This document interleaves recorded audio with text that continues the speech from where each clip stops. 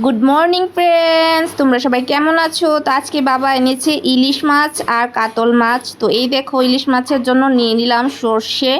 তো সর্ষেটা হলো কালো সর্ষে আর সাদা সর্ষে একসঙ্গে নিয়েছি। তো এখন একটু ভিজিয়ে রাখবো সর্ষেটাকে। একটু ভিজিয়ে রাখলে গ্রাইন্ডারে দিলে পেস্টটা ভালো হবে। তো দেখো, এখন ঘরের যা বাদবাকি কাজগুলো আছে ওইগুলি করব। বেগুন এনেছে, তো বলেছিলাম বাবাকে বেগুন নিয়ে এসো, চিকন বেগুনগুলা। শুটকি রান্না করলে বেগুন আলু দিয়ে ভীষণ ভালো লাগে, লোনা শুটকিটা। তো শুটকি তো নেই, তার জন্য আজকে এটা বানাবো না। তো দেখো, সৌমু দেখাচ্ছে যে বেগুন এনেছে ভাই ওর দাদন। তো এখন আমি আগে চুলাটার জায়গাটা আগে পরিষ্কার করে নেব, কারণ রান্না করার আগে না রান্নাঘরটা একটু না পরিষ্কার করলে ভালো লাগে না, রান্না করতে কীরকম জানি লাগে। তো আমি প্রথমে একটু মুছে নেব চুলাটাকে আর স্ল্যাবটাকে একটু ভালো করে মুছে নেব, তারপরেই আমি আমার রান্না স্টার্ট করব। আর দেখো, কাঁধের মধ্যে সবসময় একটা রুমাল নয়তো বা গামছা কিছু না কিছু থাকবে, কারণ আমার না বারে বারে হাত মোছার একটা স্বভাব আছে। এটাকে ভালো স্বভাব বলো না খারাপ বদভ্যাস আমি জানি না, কিন্তু হাতটা আমি ভিজালেই হাতটা ভিজবে আর এদিকে মুছবো, হাতটা ভিজবে আর এদিকে মুছবো। আমার এই মুছার অভ্যাসটা না কোনো সময় যায় না, সব সময়ই থাকে, তার জন্য কাঁধেই থাকে। এটা দেখতে কীরকম লাগে বলো তো, কিন্তু কিছু করার নেই, কাঁধেই থাকে আমার। এই দেখো, আমি হাত মুছছি, আমার এই স্বভাবটা বারে বারে থাকে, যায় না। তো চলো, এখন আমি আমার রান্নাটা স্টার্ট করব। তো আমি গ্যাসটাকে জ্বালিয়ে দিলাম। এখন একটা কয়েল ধরাবো, কারণ ভীষণ না মশার উৎপাত হচ্ছে, মশা কামড়াচ্ছে সকালের দিক দিয়ে। আর কিছুদিন ধরে যে এই যে ফ্লাড হয়ে গেল, এই যে বৃষ্টি, এইভাবে ঠান্ডায় ঠান্ডায় মশাও ঘরে বেড়ে গেছে। দেখো, মশার কয়েলটা না ধরালে না আমি এখন কিছু করতেই পারবো না, আমি রান্না বান্নার কাজে কিছু করতে পারবো না। তো দেখো, এখন আমি ভাতের জলটা বসিয়ে দিলাম। তো ভাতের জলটা এদিকে বসিয়ে দিলাম, আর একদিকে অন্যদিকে আমি এখন নিয়ে নেব চাল। আর দেখো, এখন ভাত রান্নার জন্য চাল নিয়ে নেব। সব সময় বাবা আমাকে কমপ্লেন করে যে আমি বেশি করে ভাতটা রান্না করে ফেলি, ভাতটা থাকে। তো আজকে আমি একটু চালটা কমই নেব, কারণ ভাতটা থেকেই যায় বেশিরভাগ। কি করব বুঝতে পারি না, যদি এক কোটো চাল নিই তারপরও আমার ভাতটা কমই পড়ে, কারণ 1.5 কোটো চালই নেওয়ার দরকার। তারপরেও কিন্তু আমাদের ঘরে কি হয় না, সকালবেলা যদি আমি আমার ছেলে খাই, তারপর দুপুরবেলা অনেক সময় খাই, অনেক সময় খাই না, তো ওই ভাতটা থেকে যায়। তো রাত্রিবেলা ঠান্ডা ভাত খেতে ভালো লাগে না। আর বাবা কি করে যে অফিসে সকালবেলা অফিসে যায়, তো আগের দিনের যে ঠান্ডা ভাতটা থাকে, রাত্রের ভাতটা আর তরকারিটা, ওই তরকারিটা ফ্রিজ থেকে বের করে গরম করে ওই ভাতটা খেয়ে নেয়। আর তারপরে যেই রান্নাটা করি তারপরেই খাওয়া হয়। তো বাবা দুপুরবেলা ভাত খায়, তো দুপুরবেলা তো সকালবেলা আমি ভাতটা রান্না করি, দুপুরবেলা ভাতটা ঠান্ডা হয়ে যায়। তো আর কি করা যায়, বাবা দুপুরেও ঠান্ডা ভাত খায়, রাত্রিবেলাও কেচকেচ করে যে ঠান্ডা ভাত কেন খাবো, তুই চালটা কম নিবি তো ভাতটা কম থাকবে, যেহেতু তোরা খাস না। না, আর আমরা না যখন ভাত থাকে না তখনই আমাদের খিদে লাগে, আর যখন ভাতটা থাকবে তখন খিদে লাগে না। তো কি করব বলো, কোনো উপায় তো নেই। তো এখন চালটা আমি দিয়ে দেব। চালটা এখন আমি দিয়ে দেব। আর এদিকে দেখো, সোমকে পড়াতে বসিয়েছি, আর পেন্সিলের শার্পনারটা নষ্ট হয়ে গেছে, তো দেখো এটাকে একটু শার্প করলাম। আর এখন সোমকে একটু পড়াবো, আর ওইদিকে একটু রান্না করব, ওইদিকেও যাব, সোমকেও একটু পড়াবো। সোম না একা একা পড়তে পারে না, ওকে একটু দেখিয়ে দিতে হয়, একটু বলে দিতে হয়। তো তার জন্য ওকে না পড়া দিয়ে রাখলে ও না বারবার ডাকবে, মা এটা কিভাবে হয়, মা ওইটা কিভাবে হয়। তো ভীষণ ডিস্টারবেন্স হয় আমার, আমি ওইদিকে রান্না করতে পারি না। তো একটু একটু আসি, দেখিয়ে দিই, আবার যাই। তো আর এখন দেখো, বাবা যে ইলিশ মাছটা এনেছে, তো এটা এখন রান্না করব।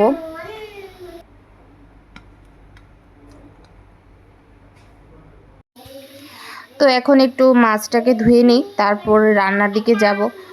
তো মাছটাকে এখন বাবা তো আগে থেকেই মাছটাকে ধুয়ে রেখেছে, তারপরও আমি আরেকবার একটু ধুয়ে নেব, কারণ আমার একটু না খিটখিটে স্বভাবটা আছে, যে নিজে না করলে একটা খিটখিটে থেকেই যায়, যেই করুক না কেন। তো বাবা করেছে, বাবা পরিষ্কার করে তারপরও আমার না ওই যে খিটখিটে ভাবটা থেকে যায়, যে হয়তো বা পরিষ্কার হয়নি, আমি আরেকবার করে নিই। তো আমি আরেকবার একটু ধুয়ে নিলাম, তো তারপর চলে যাব রান্নার দিকে। তো এখন দেখো নুন আর হলুদ দিয়ে ইলিশ মাছটাকে একটু মেখে নেব। জানো তো সর্ষে ইলিশটা না আমি কখনোই রান্না করিনি।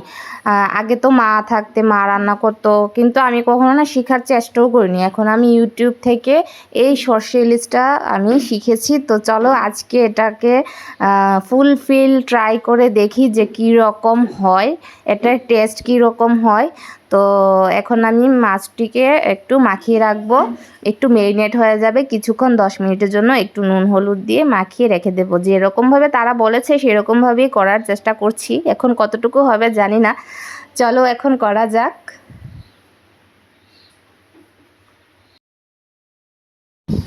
তো এখন আমি ঝাল অনুসারে কাঁচা লঙ্কাগুলো নিয়ে নিচ্ছি। তো যে যতটুকু ঝাল খাও, যতটুকু পছন্দ করো ততটুকুই দেবে। তো দেখো আমি মোটামুটি একটা কাঁচা লঙ্কা একটু মোটামুটি একটা অনুমান করে নিয়েছি, কারণ বেশি ঝালও যাতে না হয় আবার একটু কমও যাতে না হয়। আর তার মধ্যে একটু গুঁড়ো লঙ্কাও দেবো, সেই অনুসারে কাঁচামরিচটা আমি নিয়েছি। তো দেখো সর্ষেটা আমি ধুয়ে নিয়ে নিলাম একবারে গ্রাইন্ডারে, কাঁচা লঙ্কাগুলো নিয়ে নিলাম। এখন দিয়ে দেবো একটু জল, কারণ জল ছাড়া তো পেস্ট হবে না। তো একটু সর্ষের তেল, তার মধ্যে একটু সর্ষের তেল, যেভাবে ইউটিউবে বলেছে আমি সেভাবেই করছি। আর তার মধ্যে দিয়ে দেবো নুন।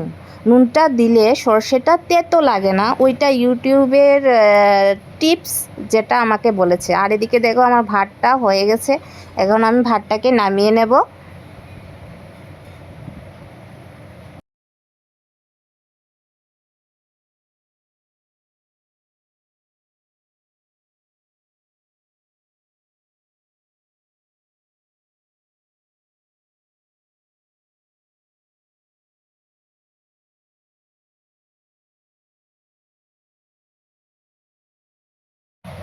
তো এখন আমি মিক্সারটাকে বসিয়ে দেব গ্রাইন্ডারের মধ্যে, আর এটাকে ফাইন করে একটা পেস্ট বানিয়ে নেব। তো চলো দেখি পেস্টটা কীরকম হয়। তো দেখো আমার পেস্টটা একদম রেডি হয়ে গেছে। তো এই হলো আমার পেস্টটা। তো পেস্টটা তো হয়ে গেছে, এখন এটাকে নামিয়ে নিলাম বাটির মধ্যে। তার মধ্যে দিয়ে দেবো একটু হলুদ গুঁড়ো। তো হলুদ গুঁড়োটা দিয়ে আমি তারপর এটাকে একটু ভালোভাবে মিক্সড করে নেব।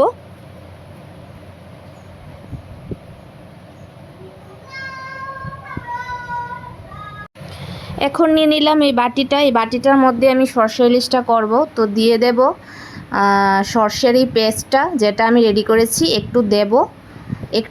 একটু দিয়ে তারপর এটার উপরে দিয়ে দেব আমি যে ম্যারিনেট করা আমার ইলিশ মাছগুলো। তো এখন দেব একটা একটা করে ইলিশ মাছ। এই দেখো এখন আমার ম্যারিনেটেড ফিশগুলো দিয়ে দিচ্ছি, ইলিশ মাছগুলো এক এক করে সবগুলো এগুলো দিয়ে দিচ্ছি।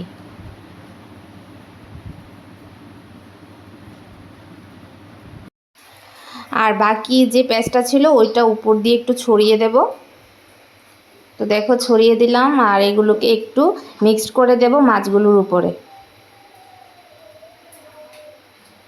আর বাকি যে বাটির মধ্যে যেই মিক্সটা ছিল না ওইটার মধ্যে একটু জল দিয়ে তার উপর দিয়ে দিলাম। আর এক্সট্রা কোনো জল টল দেইনি, ওই পেস্টের জলটাই দিলাম যেটা বাটির মধ্যে ছিল। আর এখন দিয়ে দেব সর্ষের তেল।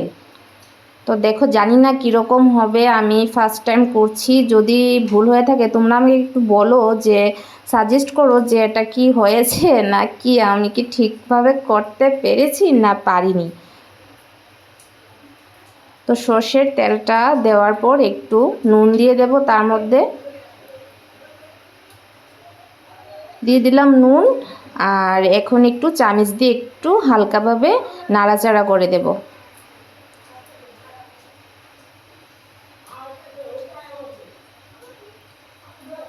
তো দেখো হয়ে গেছে, আর কি সুন্দর একটা কালার এসছে না, ভীষণ ভালো লাগছে কালারটা। আমার তো ভীষণই ভালো লাগে সর্ষে ইলিশ, আমার খেতে ভীষণ ভালো লাগে। তোমাদের কীরকম ভালো লাগে আমাকে বলবে একটু। দিয়ে দিলাম দুটো কাঁচা লঙ্কা। কাঁচা লঙ্কাটা না দিলে না দেখতেও সুন্দর লাগে না, আর ফ্লেভারটাও ভালো আসবে না। এখন আমি ঢাকা চাপা দিয়ে দেব। তো ঢাকা চাপা দিয়ে দেওয়ার পর এখানে আগে থেকেই বসিয়ে দিয়েছিলাম কড়াইয়ের মধ্যে জল, আর কড়াইটা বসিয়ে দিয়েছিলাম চুলোতে। এখন দেখো আমার জলটাও ফুটে গেছে, একদম গরম হয়ে গেছে। এখন আমি বাটিটাকে বসিয়ে দেব এটার ভিতরে। ভীষণ সাবধানে বসাতে হবে, নয়তোবা হাতে লেগে যেতে পারে। তো ভীষণ সাবধানে আমি বাটিটাকে বসাবো, জানি না কি হবে, আমারই নিজেরই ভয় লাগছে যে আরে বাবা এত গরম জলে কিভাবে আমি বাটিটাকে বসাবো। তো যাই হোক, ফাইনালি বাটিটাকে বসিয়ে দিলাম আর উপর দিয়ে ঢাকা চাপা দিয়ে দিলাম। তো এখন জাস্ট সেদ্ধ হওয়ার মানে সময়, তো তারপর আমি ফাইনাল লুকটাকে দেখার জন্য ভীষণ ভীষণ উৎসুক হয়ে আছি। তো চলো এখন ফাইনাল লুকটাকে দেখা যাক। ওয়াও, জাস্ট ওয়াও, ফাইনাল লুকটা জাস্ট অসাধারণ এসছে। আমি জানি না আমি বানিয়েছি এটা, আমার নিজেরই বিশ্বাস হচ্ছে না যে আমি বানিয়েছি এটা। তো আমাকে অবশ্যই কমেন্ট বক্সে জানাবে যে আমার সরষে ইলিশটা কীরকম হলো।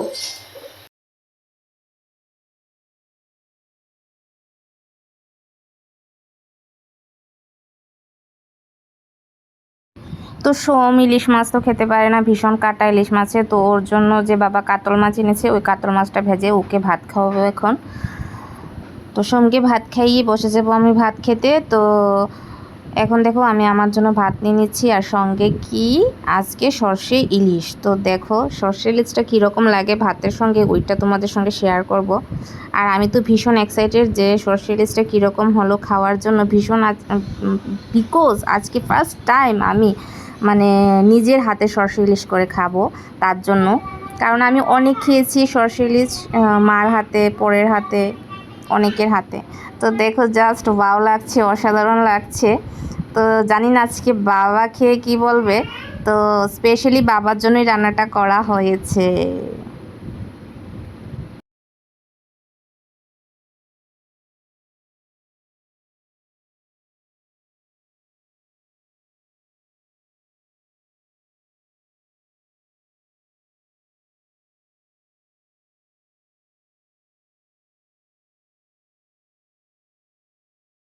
তো দেখো রান্না করতে করতে চলে আসলো ওইদিকে মিন্ত্রা থেকে যেটা আমি অর্ডার করেছিলাম, আমার একটা স্লিপিং মাস্ক।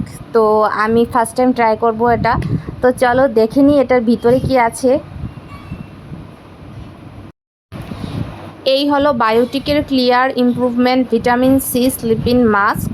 তো এটা রাত্রিবেলা ফেসটাকে ভালো করে ওয়াশ করে তারপরে এটাকে লাগিয়ে ওভারনাইট রেখে দিতে হবে, তারপর নেক্সট ডেতে ওয়াশ করতে হবে ফেসটাকে। তো আজকে এটাকে আমি ট্রাই করব, তারপর দেখবো এটার রেজাল্ট কীরকম হয়। কারণ রেজাল্ট আমি দেখেছি যে ফিডব্যাক যারা দিয়েছে ভীষণ ভালো ফিডব্যাক এসছে এটা। তো তার জন্য আমি এটাকে মিন্ত্রা থেকে অর্ডার করেছি। আর এটা ভীষণই মানে ভালো একটা ক্রিম আমার মনে হয়েছে। চলো এটাকে দেখাই এখন এটা কীরকম ক্রিম না জেল বেস, এটা কীরকম টেক্সচারটা আমি তোমাদের সঙ্গে শেয়ার করব। তো দেখা যাচ্ছে না, রৌদ্রুর আলোতে দেখা যাচ্ছে না, এটার মুখটা খুলে নিই। তো দেখো এখন মুখটাকে খুলে নিলাম আর এটা দেখো জেল বেস একদম, আর স্মেলটা ভীষণই সুন্দর কি বলবো। তো এটাকে আজকে আমি ট্রাই করব, তারপর এটাকে এটার ফিডব্যাক দেব যে কীরকম, তোমাদেরকেও সাজেস্ট করতে পারবো। তো আজকের এই ব্লগটা এটুকু পর্যন্ত, আশা করছি তোমাদের ভালো লেগেছে। অবশ্যই ভালো লাগলে একটা লাইক আর একটা কমেন্ট করবে, আর আমাকে ফলো সাবস্ক্রাইব করতে একদম ভুলবে না। তো আজকের জন্য এটুকুই, টাটা, সবাই ভালো থেকো, সুস্থ থেকো।